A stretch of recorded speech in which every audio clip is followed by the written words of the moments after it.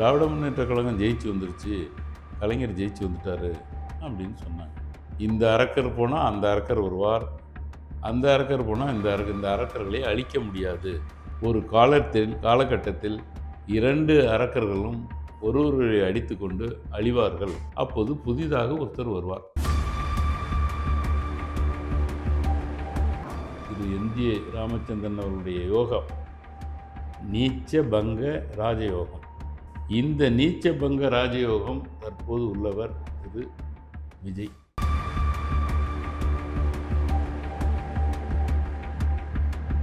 அப்புறம் டெல்லியில் 9:30 மணி 9:45க்கு இறங்குறப்ப flight வாசல்லையே secretary general, லா secretary மற்றும் ராஜசபா அதிகாரிகள்லாம் நிற்கும்.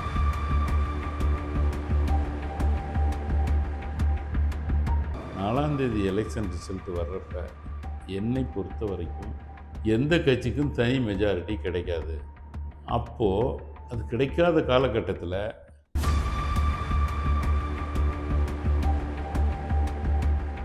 குரு சொந்தங்களுக்கு வணக்கம். இன்னைக்கு நேர்காணல நம்மளோட எந்திருப்பவர் மூத்த வழக்கறிஞர் திரு யானை ராஜேந்திரன் அவர்கள். வணக்கம். வணக்கம். யானை ராஜேந்திரன். நம்ம இப்ப பெருசா நம்ம தமிழக தேர்தல் முடிவடைஞ்சிருச்சு. ஆமா. அது இப்ப ரொம்ப பெருசா பேசப்படுறது புதுசா வந்திருக்க திரு விஜய் அவர்கள் யாரு ஓட்டை எடுப்பாரு, அவர்னால யாருக்கு பாதிப்பு, யாருக்கு சாதகம், இன்னொரு பக்கம் அவரே ஆட்சி பிடிக்கிறதுக்கான வாய்ப்புகளும் இருக்கு அப்படிங்கிற மாதிரி இப்ப பெரிய பேசு பொருளா அதான் இருக்கு. உங்க அனுபவத்துல யார் வெற்றி பெறுவா, விஜய் அவர்களோட தாக்கம் எப்படி இருக்கும்? நான் இதை சொல்கிறதுக்கு முந்தி சில இன்சிடெண்ட்டுகளை சொல்ல விரும்புகிறேன். அதுவும் நம்ம எல்லார் மனதிலும் வாழ்ந்த தெய்வம் மகா பெரியவர், காஞ்சி மகா பெரியவர் கூறிய சில கருத்துக்களை உங்களை முன்னிட்டு. அவர் அரசியல் பேச மாட்டார், ஆனால் அரசியல் ஒரு காலகட்டத்தில் அரசியல் சம்மந்தமாக பேசியிருக்கிறார். அதை உங்கள் கவனத்துக்கு கொண்டு வர்றேன். அதுலேருந்து நீங்கள் புரிஞ்சுங்க. அதுக்கு முன்னாடி 2 இன்சிடெண்ட்டுகளை நான் சொல்ல விரும்புகிறேன். 1990ஆவது வருடம் சுப்ரீம் கோர்ட்டில் ரங்கநாத மிஸ்ரான்னு சொல்லிட்டு ஜட்ஜி இருந்தார். அவர் காஞ்சிபுரத்தில் பெரியவாளையும் மகா பெரியவரையும் பார்த்து ஆசீர்வாதம் வாங்கணும்னு விரும்பினார். நான் சங்கர மடத்தில் என்னை படிக்க சொன்னது மகா பெரியவர் இல்லை, மகா பெரியவா சுப்பிரமணியம் தார். அவர் ஆசீர்வாதத்தில் நான் வக்கீலுக்கு படிச்சுட்டு அடிக்கடி மடத்துக்கு போயிட்டுருப்பேன். அப்படி போயிட்டுருக்கிற ஒரு காலகட்டத்தில் 1990 ரங்கநாத மிஸ்ரா பார்க்கணுன்னு சொன்னார். அது என்ன அப்போது சீஃப் ஜஸ்டிஸ் ஆனந்தை கூப்பிட்டு வராங்க, அங்கே ஆக வேண்டிய செய்யினாங்க. நான் போய் மடத்தில் இருந்து செஞ்சேன். 5 மணிக்கு மகா பெரியவரை பார்க்குறதாக அவருக்கு ஒரு தகவல். மகா பெரியவர் வரலை. 5 மணிக்கு இவருக்கு அப்பாயின்மெண்ட்டு, மகா பெரியவர் வரல. 5 எடுத்து வரல, 5:10க்கு வரல. அப்போ இந்த அதிகாரியெல்லாம் நம்ம ஜட்ஜை அவர்கள் 6:30 மணிக்கு ஃப்ளைட்டை பிடிச்சி டெல்லிக்கு போகணும், சீக்கிரம் வர சொல்லுங்கன்னு சொன்னாங்க. மகா பெரியவரை சீக்கிரம் வர சொல்லணும், எனக்கு என்ன இருக்குது, அவங்க எப்போ வருவாங்களோ வருவாங்க அப்படின்னு. 5:15 ஆகிடுத்து. 5:20க்கு வந்தாங்க. அப்போ ரங்கநாத மிஸ்ரா காலில் விழுந்து ஆசீர்வாதம் வாங்கினாங்க, ஏதோ பேசிகிட்டு இருந்தாங்க. அப்பொழுது பிரசாதம் கொடுக்குறாங்க. மகா பெரிய பிரசாதம் கொடுக்குறப்ப அவர் கையில் சீஃப் ஜஸ்டிஸ் அப்படின்னு போடுறாங்க. நான் ஒன்றும் அதை பெருசாக எடுத்துக்கல. அப்புறம் வெளில வந்தோடனே கேட்டாங்க, என்ன இது சீஃப் ஜஸ்டிஸ்ன்னு சொல்கிறாங்கன்னு.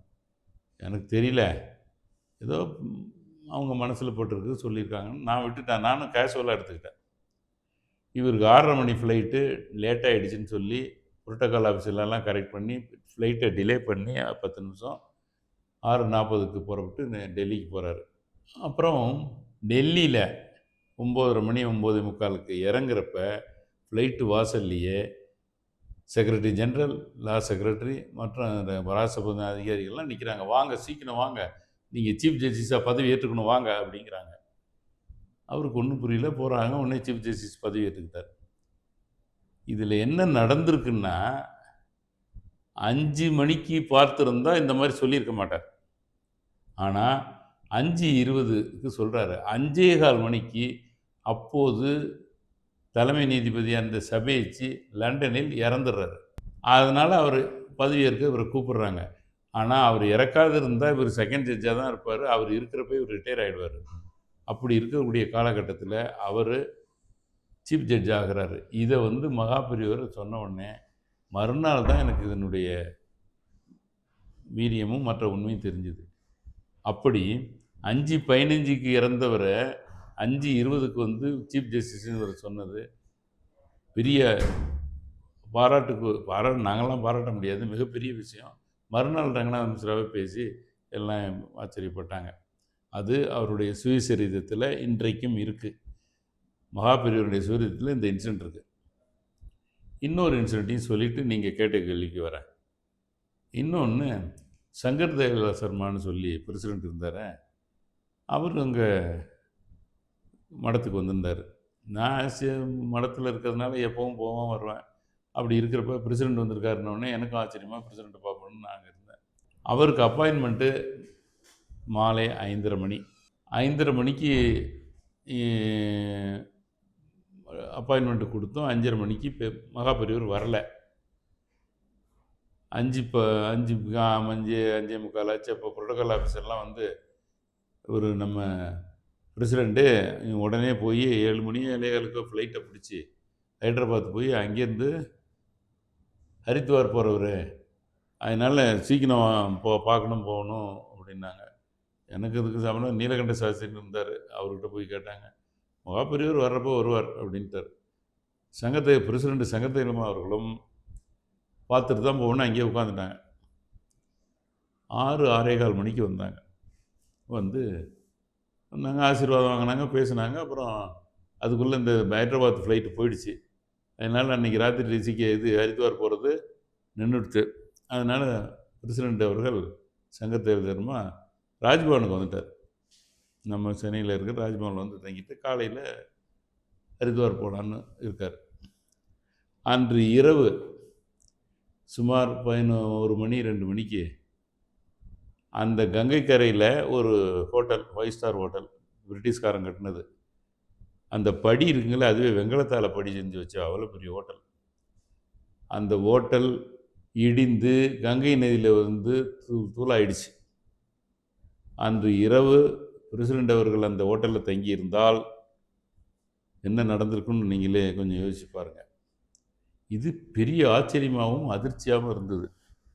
அவரை அங்கு செல்ல விடாமல் தடுத்தது மகாபெரியவருடைய வார்த்தை தான். அது பல பேருக்கு பேசி ஆச்சரியப்பட்டு இருந்தாங்க. இந்த 2 இன்சிடெண்ட்டும் இன்னும் அவர் சொன்னதெல்லாம் பழிச்சிருக்கு. அவர் ஆசீர்வாதம் பண்ணவங்களுக்கெல்லாம் அவங்களுடைய நல்ல நிலைமைகள்லாம் இருக்கிறாங்க. அவர் செயல் சொன்னால் அது பழிக்குங்கிறது எல்லாருக்கும் தெரியும். இந்த மாதிரி இருக்கிற ஒரு காலகட்டத்தில் 79 என்பதுன்னு நினைக்கிறேன். நான் அங்கே இருக்கிறப்ப மகாபெரியவர்கிட்ட ஒரு சாந்திலால் ஜெயின்னு ஒருத்தர், சென்னை வாசி ஒருத்தர் அங்கே வந்திருந்தார். அவர் கூட அப்போ ஒரு அரசியல் தலைவர் யாரோ வந்திருந்தாங்க, எனக்கு ஞாபகம் இல்லை. நான் இப்போல்லாம் ரீகலெக்ட் பண்ணால் ஏதோ ஒரு பெரிய அரசியல்வாதி தான் வந்திருந்தார். அப்போ அவர் சொன்னார், திராவிட முன்னேற்ற கழகம் ஜெயிச்சு வந்துருச்சு, கலைஞர் ஜெயிச்சு வந்துட்டார் அப்படின்னு சொன்னாங்க. ஒரு நிமிஷம் அப்படியே பார்த்துட்டு, ஆமாம், இந்த அரக்கர் போனால் அந்த அரக்கர் வருவார், அந்த அரக்கர் போனால் இந்த அரக்கர்களை அழிக்க முடியாது. ஒரு காலகட்டத்தில் 2 அரக்கர்களும் ஒருவரை அடித்து கொண்டு அழிவார்கள். அப்போது புதிதாக ஒருத்தர் வருவார் அப்படின்னு சொன்னாங்க. இது நடந்தது 1980. கிட்டத்தட்ட இன்றைக்கி 35 வருஷத்துக்கு முன்னாடி நடந்த விஷயத்த சொல்கிறேன். நான் அதை கேஷுவலாக தான் எடுத்துக்கிட்டேன். இப்போது நீங்கள் கேட்டீங்க, இந்த அரசியல் எப்படி நடக்கும்னு. நானும் ஏடிஎம்கேயில் செயற்குழு உறுப்பினராக இருந்தவன், புரட்சித் தலைவர் எம்ஜிஆர் கூடவே இருந்தவன். அது எல்லாருக்கும் எல்லாம் தெரிஞ்ச விஷயம். நான் இப்போ அந்த அரசியலை என்னுடைய இவ்வளவு கால அரசியல் அனுபவத்தில் மகாபெரியவரையும் ஒப்பிட்டு பார்க்குறப்ப, 4ஆம் தேதி எலெக்ஷன் ரிசல்ட் வர்றப்ப என்னை பொறுத்த வரைக்கும் எந்த கட்சிக்கும் தனி மெஜாரிட்டி கிடைக்காது.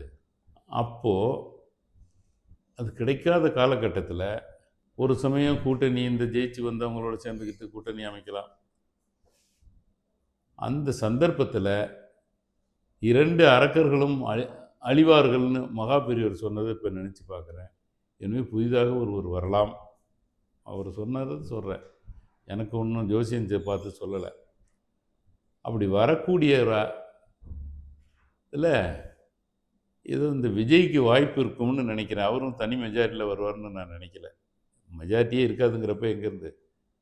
ஆனால் ஒரு காலகட்டத்தில் இந்த இருவரும் இல்லாத ஒரு ஆட்சி இந்த தமிழ்நாட்டுக்கு அமையும். அதில் ஒரே ஒரு இது சொல்கிறேன். இதெல்லாம் நான் ஒன்று ஒன்றா தெரிஞ்சுக்கிட்டு சொன்னதில்லை. அதாவது என் புரட்சி தலைவர் திரு எம்ஜி ராமச்சந்திரன் அவருடைய யோகம் நீச்ச பங்க ராஜயோகம். இந்த நீச்ச பங்க ராஜயோகம் தற்போது உள்ளவர் திரு விஜய்.